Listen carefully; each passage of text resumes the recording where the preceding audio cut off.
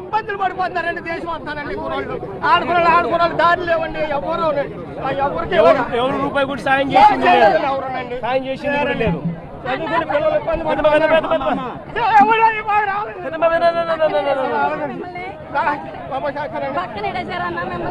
అమ్మగారు వచ్చి ఆ శేఖర్ మళ్ళీ వచ్చండి మాకు ఇంట్లోకి పోయిందండి నీరండి. ఎవరు ఏం సహాయం చేసింది ఎవరు రాలేదండి.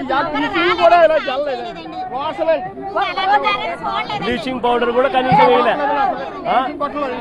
అది కూడా ఇప్పుడు నీళ్ళు ఈ రోజు కొద్ది గొప్ప తగ్గుతా ఉన్నాయి.